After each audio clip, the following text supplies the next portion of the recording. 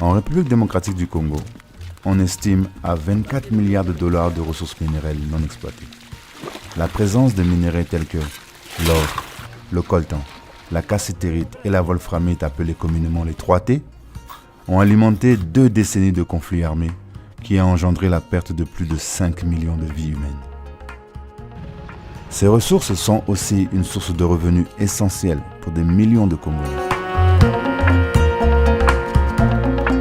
Quand je pense minéral, je pense à un rêve, mais un rêve aussi pour quelqu'un qui veut sortir de la pauvreté. Un rêve pour un pays qui veut se développer. Donc quand je vois minéral, je vois déjà un rêve d'avenir.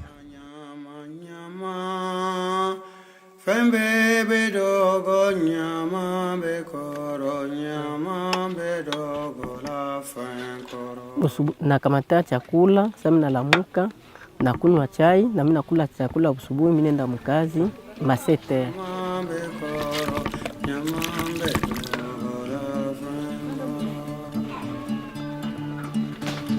Au-delà de toute autre chose, le programme Responsible Mineral Trade RMT de USAID consiste à mettre ensemble plusieurs acteurs pour poursuivre un but commun avec un agenda commun.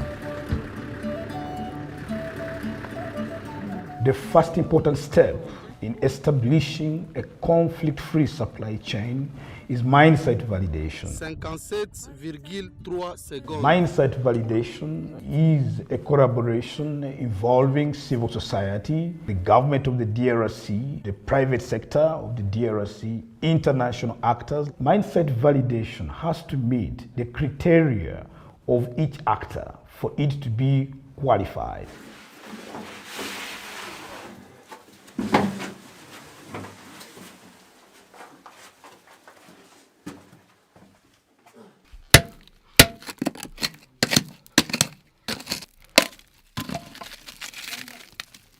La mise en œuvre d'une chaîne d'approvisionnement responsable qui part de la diligence raisonnable et du monitoring consiste à être certain et sûr que chaque acteur de la chaîne réponde à des critères de minerais responsables. Ceci va des coopératives, des agents de l'État, des acheteurs internationaux et locaux et des creuseurs artisanaux eux-mêmes. Mbele projet yanze atakuwa na protection ya ndani ya mashimo. Leo mashimo tunafanyisha control kila wakati, imasiku hakuna tena accident ndani ya site. Après avoir justement travaillé sur la diligence raisonnable de chacun, nous travaillons sur le monitoring et le suivi des sites. Oh, ça va. Ah. Ça va. Regarde sur cette tablette. À travers le financement USAID, je suis en charge de récolter toutes les informations générales sur la chaîne d'approvisionnement des minerais de Niamural. Pour avoir les informations, je fais les interviews avec les acteurs qui participent dans la chaîne.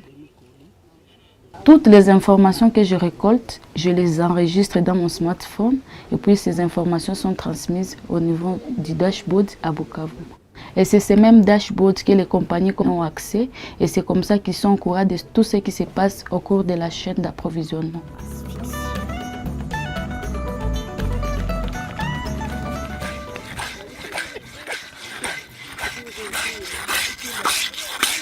Comme un élément important de notre diligence raisonnable et du suivi que nous faisons sur la chaîne, nous travaillons avec le gouvernement de la RDC et le système de certification, le CEC, pour mettre en place le système de traçabilité congolais qui s'appelle ITOA, Initiative pour la traçabilité de l'or artisanal, qui est un système qui consiste à mettre l'or qui a été lavé dans un sachet inviolable qui contient un barcode sur lequel vous avez toutes les informations concernant tous les acteurs qui ont pris part à la chaîne d'approvisionnement. Ensuite, ce sachet est enregistré, le code barre aussi est marqué et le sachet est envoyé à Bukavu chez le bureau d'achat qui ensuite l'exporte sur le marché international à partir de Bukavu.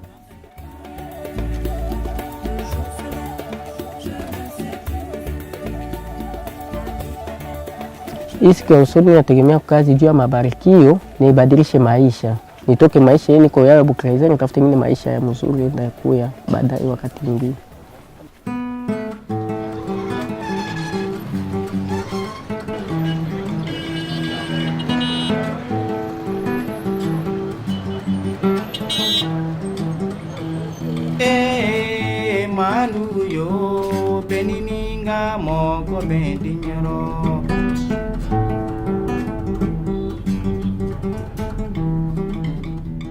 Given recent events in DRC's history, it's been a no-go zone for companies, major corporations to source from here.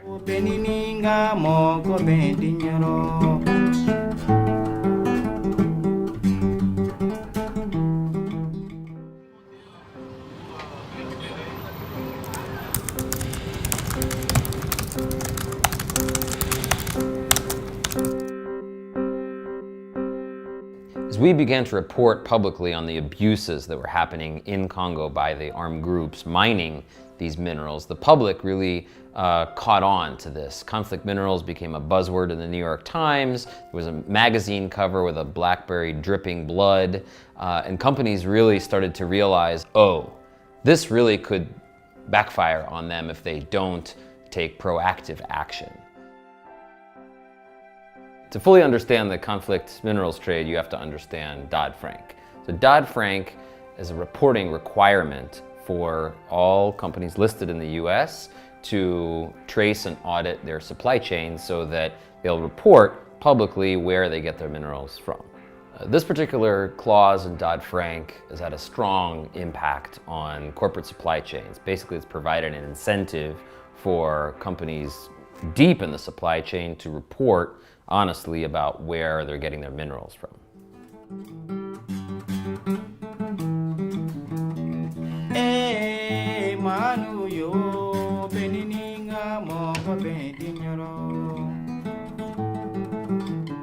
Many companies, including Google, were tracking conflict minerals as a human rights issue, but Dodd-Frank was really the turning point for Google. So before Dodd-Frank, we did not have the systems and tools or the industry mandate. It was really Dodd-Frank that gave us the mandate to work as an industry to put those tools together and commit to reporting.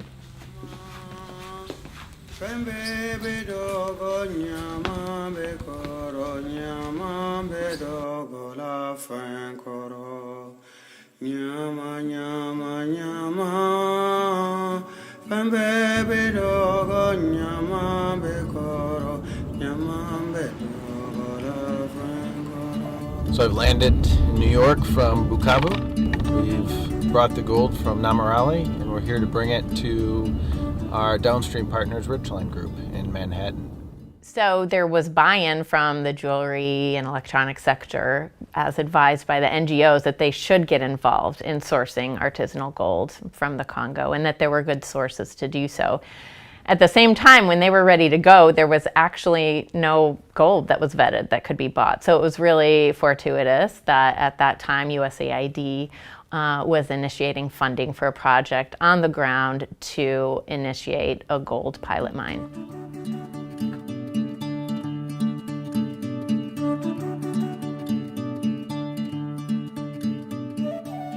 So knowing Mark at Ridgeline as someone who cares about these issues and responsible sourcing, we reached out to him to see if he'd be interested in being part of that downstream part of the equation. For us, this all started in late 2015 when Resolve asked us if we would be interested in being the downstream recipient of gold processed through a new, documented, legitimate way to move gold from the Congo. The intention was to create a responsible path from the mines all the way through us receiving it downstream. So from this initial conversation, we got together, formed a consortium throughout the supply chain, and the RAGS Forum was born. Hello. What are you here to see? Mark Hanna. The purpose of RAGS was to bring together all the players in the supply chain and create a responsible process for the sourcing of minerals from the mines. Hey, Jen, Phil, David, everybody, Matt's here. This was never really about the publicity. It was, you know, we want to educate people in terms of what we've done and how it's replicable, and the fact that there is a path. I think maybe the most important thing. So what we're showing international companies is that there is responsible mineral sourcing going on as we speak, and they can bring their business back to DRC. We actually had to put this project on hold because of the fact that we couldn't find a certified responsible exporter to become part of the project. We have to prove to our downstream, to our private sector partners, to the U.S. consumer, that we have stringent due diligence, traceability, monitoring, evaluation systems in place. This is the first ITOA export in the history of DRC. The word responsible comes with some very important conditions, and one of those is authentication and verification. 272.6.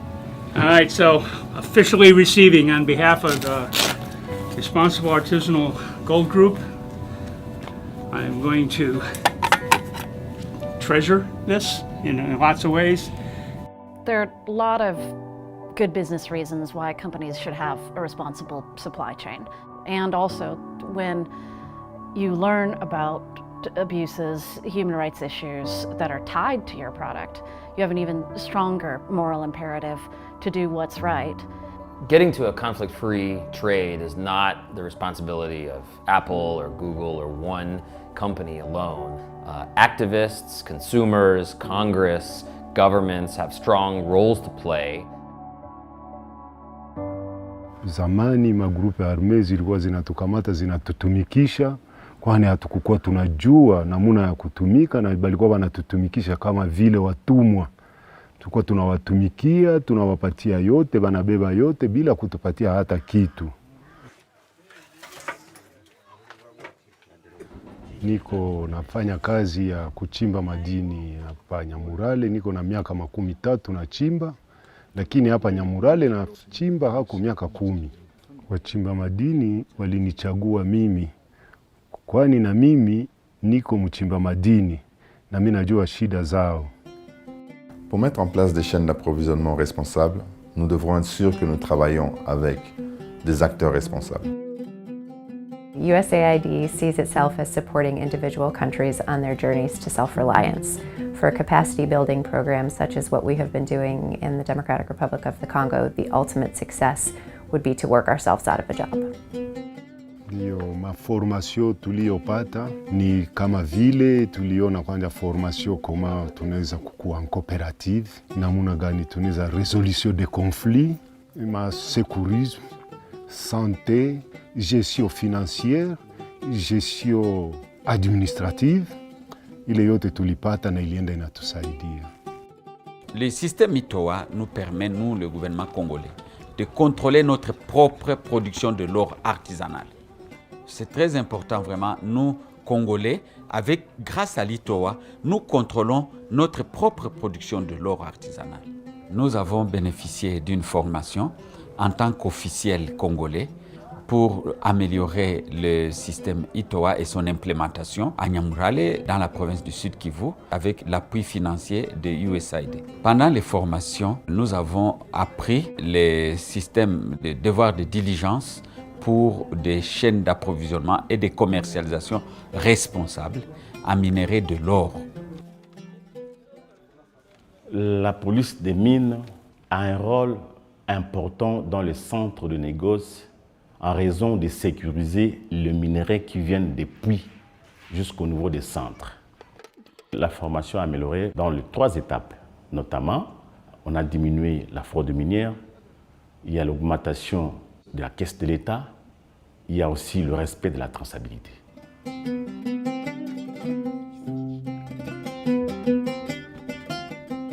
Wakati chaîne d'approvisionnement ya oro ilianza, ndio wakati sasa tulianza jua namna ya kutumika.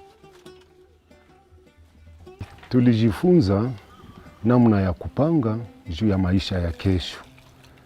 Hizi siku sasa tunaona ile maisha inatufalia.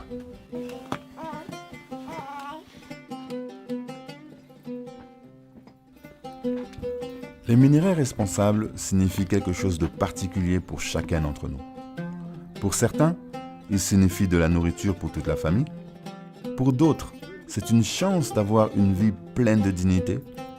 Pour d'autres, cela représente une opportunité économique, mais aussi un support pour les communautés locales.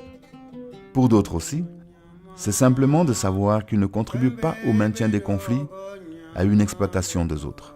mais à la création de la paix et le renforcement des capacités locales. Nyama, nyama, nyama, pembe